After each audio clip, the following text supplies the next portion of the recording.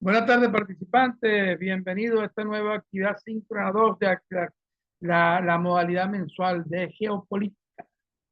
Geopolítica, bueno, esa ciencia admirable, o sea, que es una hermosa ciencia donde convergen un sinnúmero o aquellos aspectos que se transforman en ciencia, como la ciencia política, la geografía, sobre todo especialmente la geografía, que es la base esencial donde se dan los asuntos geopolíticos, la economía política, la economía, lo militar, lo religioso, las relaciones internacionales, los mecanismos de conversación establecidos entre los sujetos procesales de derecho público internacional, eh, todo aquello, la prudencia, cómo deben actuar las naciones cuando están planteadas esas relaciones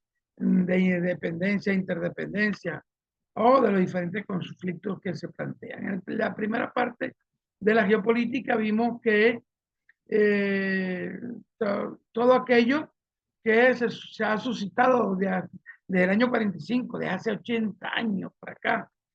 Se han creado instituciones como la ONU, la OEA, todo cómo se ha enmarcado ese derecho internacional público en el derecho internacional de los derechos humanos y del derecho internacional humanitario, cómo las guerras han hecho que su clasificación se hagan presente en diversos estados, como la guerra convencional, la guerra irregular, la guerra eh, eh, asimétrica como tal, o cómo las generaciones se han visto a lo largo de estos 80 años, bueno, más atrás también entran las generaciones de la primera guerra, la primera generación de guerra, la segunda, la tercera, la cuarta, y ahorita estamos en la quinta, en esa quinta generación de guerra que va muy relacionada con el pensamiento, va relacionada con la forma como utilizar las mentes. Eso es lo que se plantea, eso es lo que se está estableciendo en cuanto a esta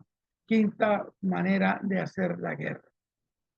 Nosotros hoy vamos a ver todo lo relacionado con esa entidad político-administrativa que es el Estado y la forma del mismo.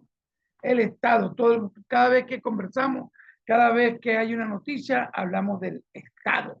Y muchas veces no manejamos muy bien ese significado, ese concepto de Estado como conglomerado de elementos que hacen posible de que estos sujetos procesales de derecho público pongan en manifiesto la vigencia de una población sobre un territorio y un reconocimiento internacional. Y eso es lo que vamos a ver.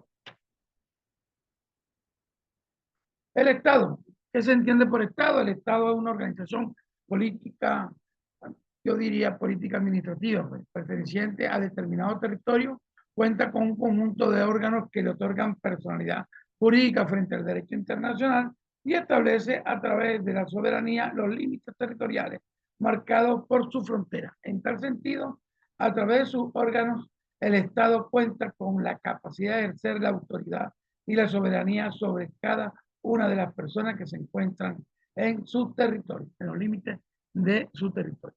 En cuanto a ejercer la autoridad, es porque cuando hablamos del derecho positivo, sobre todo aquí en Venezuela, vamos a encontrar que ese derecho positivo lo vamos a dividir en un derecho público y un derecho privado. Un derecho público que son normas de estricto cumplimiento, y ahí es cuando entra el paraguas del Estado. Ahí es cuando entra el paraguas de la forma de que el Estado va a hacer que se cumpla la Constitución y la ley, tal cual lo establece el artículo 23 de la Constitución de la República Bolivariana, el artículo 2, el artículo 253, 257, el artículo 53 de la Constitución. Sobre todo, ese capítulo relacionado con los derechos humanos, que es ese capítulo que va del artículo 19 hasta el 31.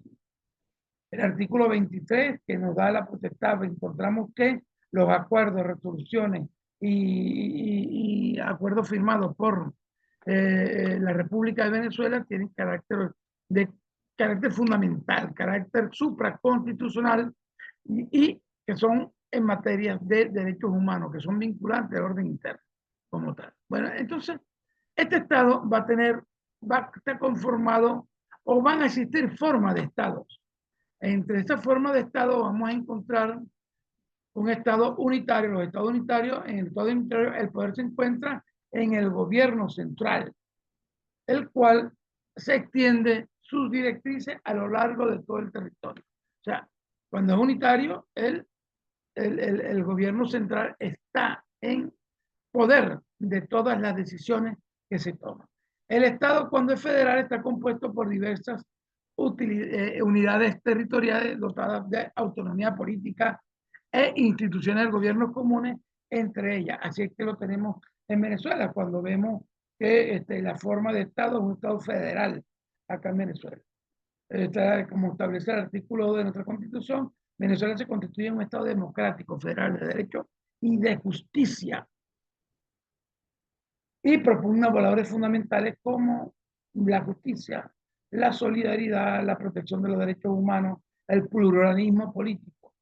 El Estado confederado, los Estados confederados son cuando se unen dos o más Estados para un fin común, pero respetando la normativa de cada uno de los fundamentos jurídicos de cada uno de los estados que forman ese tratado como tal. ¿Cuáles son los elementos del Estado? En los elementos del Estado vamos a encontrar el gobierno, que es el poder político, el territorio, la población y el reconocimiento internacional. Que el gobierno se puede estar definido como la capacidad de una persona, esta persona o un grupo que impone su voluntad aún contra la resistencia de otras personas o grupos. Incluye la posibilidad de ejercerlo como el ejercicio efectivo del poder.